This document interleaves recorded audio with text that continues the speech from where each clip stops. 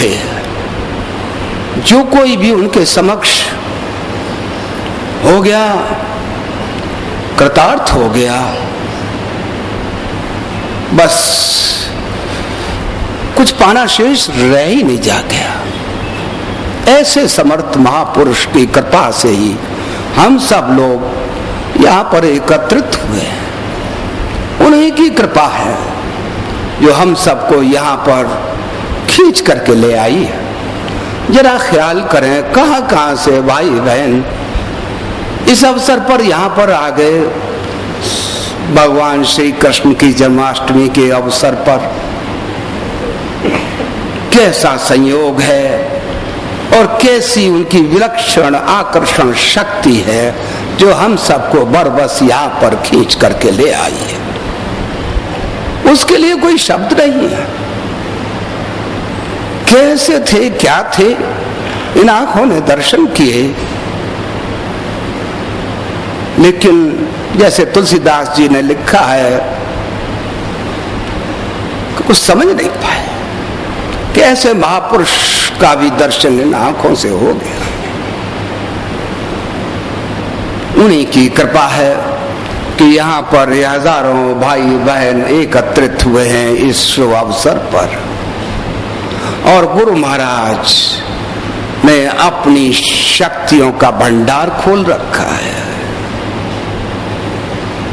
उनके समक्ष तो हो जाए, उसी की आवश्यकता है और कुछ नहीं।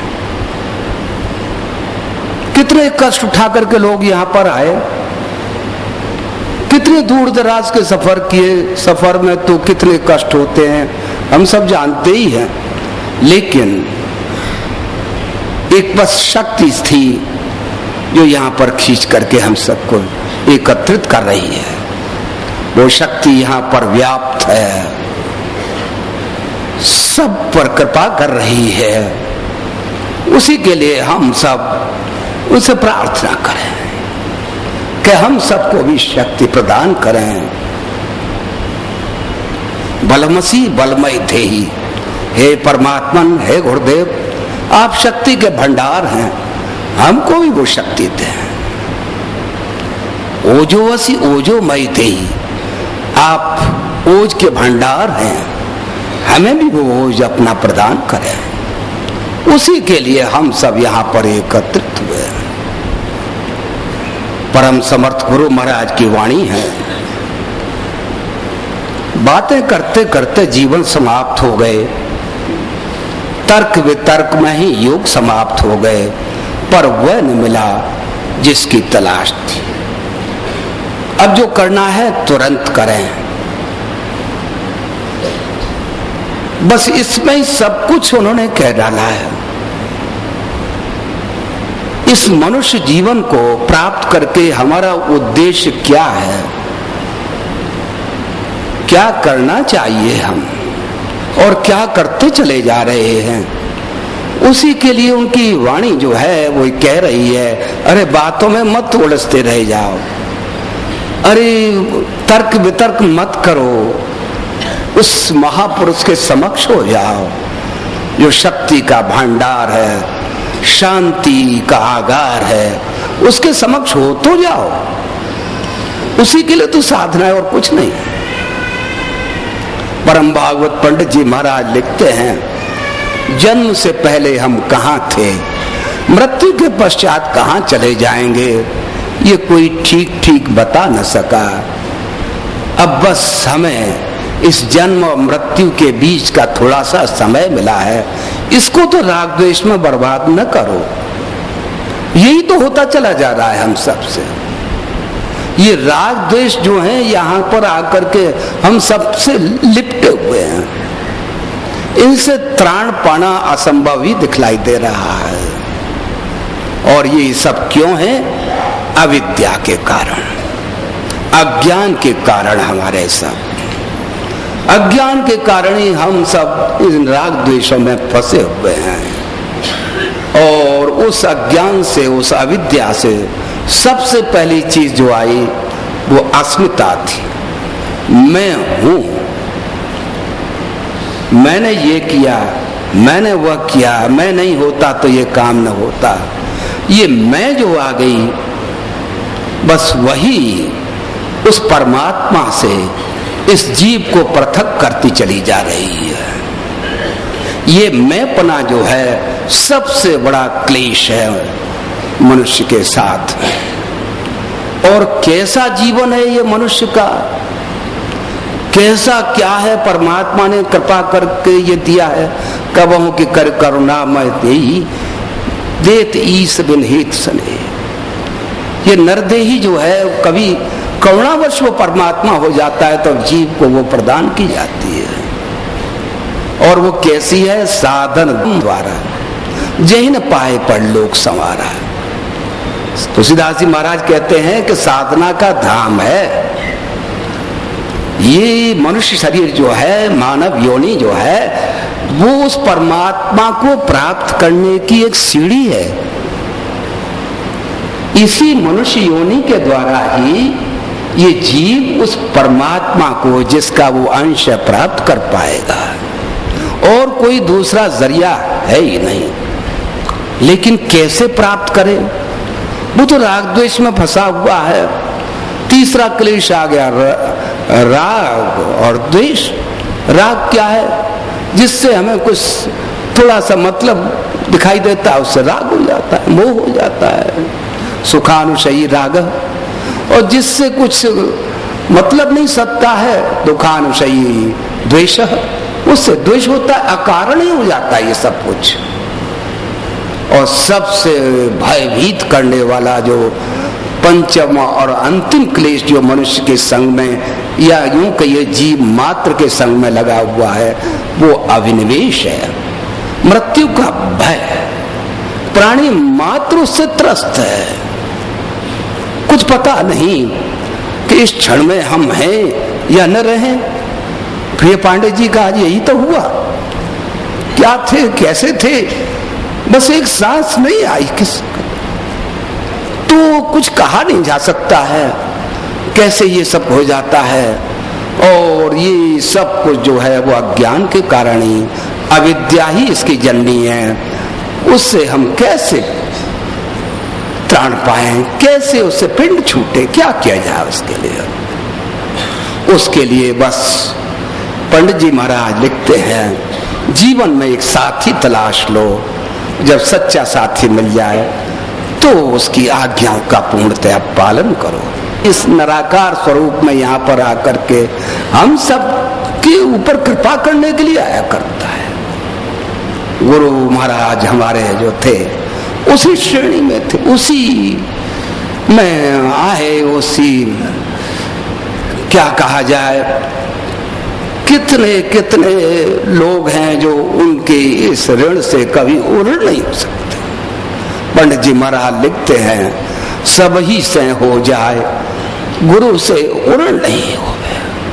मनुष्य सबसे उड़न हो सकता है, यहाँ तक कि माता पिता से भी शायद कुछ उड़न हो गए होंगे, लेकिन गुरु के ऋण से न कोई उड़न हुआ है न हो सकेगा। उसके लिए वो यही कहते हैं कि एक साथी जीवन में तलाश लो, और ये सच्चे साथी ही बस संत महापुरुष होते हैं।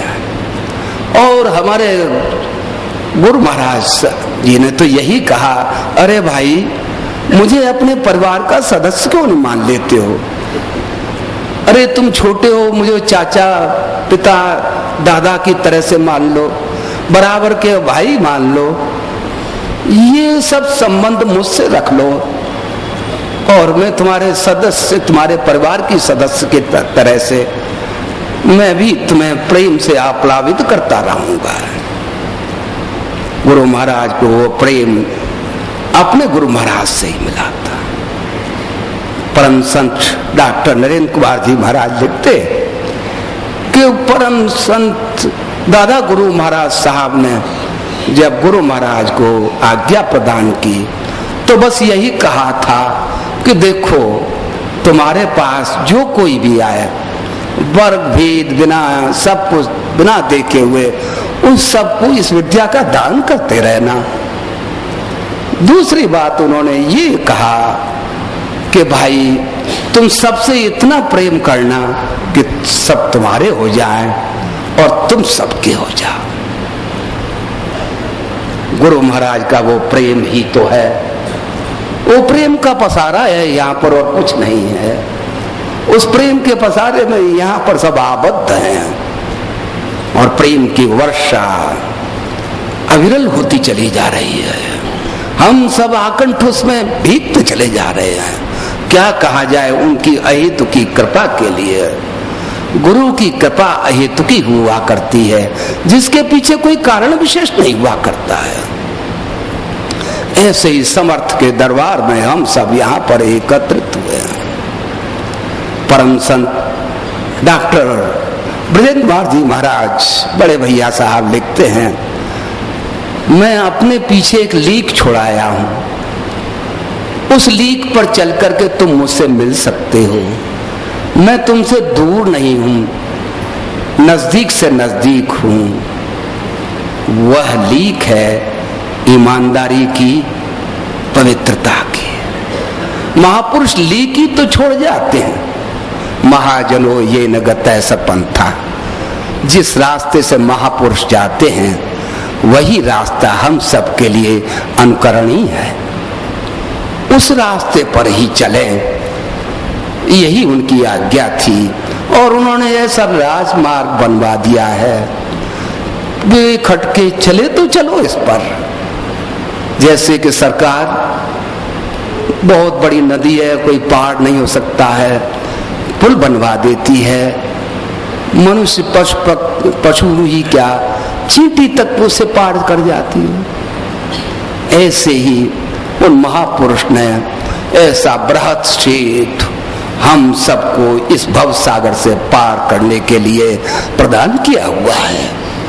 हम चले तो सही। शास्त्र यही कहते हैं, चरैवेति चरैवेति, चलो आगे बढ़ो, आगे बढ़ो, मंजिल मिलेगी।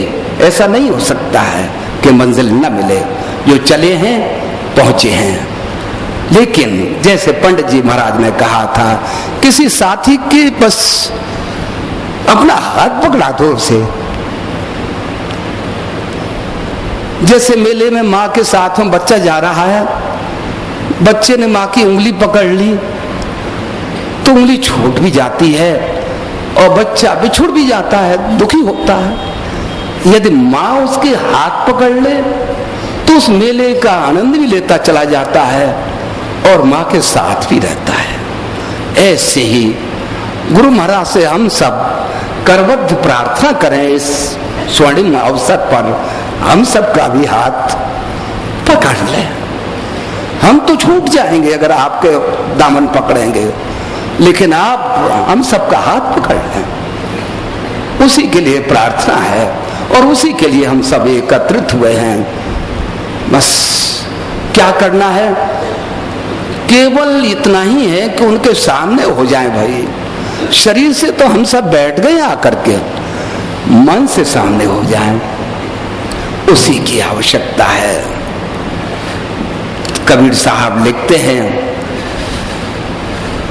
जो दर्शन देखा चाहिए तो दर्पण मज्जत रहिए, जो दर्पण लागी काई तब दर्शन किया न जाए। इस हृदय रूपी शीशे को मलते रहें, साफ करते रहें, तो उसका दीदार असंभव है ही नहीं।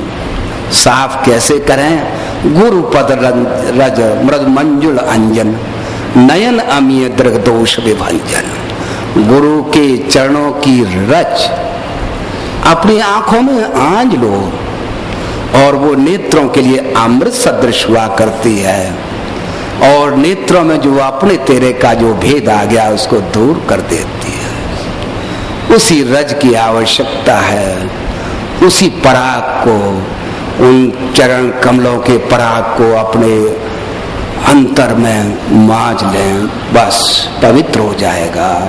उनकी कृपा साथ रहेगी। उसी साधना को इस समय हम सब करेंगे। उन्होंने कुछ कठिन साधना नहीं दी। हम सब जैसे भाई साहब से कल सुन रहे थे, गृहस्थों के लिए और मानव मात्र के लिए यही कहा, अरे बैठ जाओ, थोड़ी देर उस परमात्मा के समक्ष हो लो, शांति प्राप्त होगी, आनंदित हो जाओगे, जीवन अनायास आनंदमय हो जाएगा। सत्संग का प्रमुख कार्य होता है जो शक्ति का स्रोत है उससे हमें जोड़ देना। हम उस शक्ति के स्रोत से जुड़ जाते हैं। जहाँ जुड़ जाते हैं हमें शक्ति का संचार होने लगता है, और जो हमारे काम हैं, चाहे सांसारिक हों चाहे पारमार्थिक हों, उन्हें करने में हमें शक्ति मिलती है, उन्हें हम ठीक से संपन्न कर लेते हैं। इसलिए परम आवश्यक होता है शक्ति से जोड़ना। गीता में भगवान कृष्ण भी यही कहते हैं, कर्म करो लेकिन जुड़कर करो। योगस्थ कुरु कर्म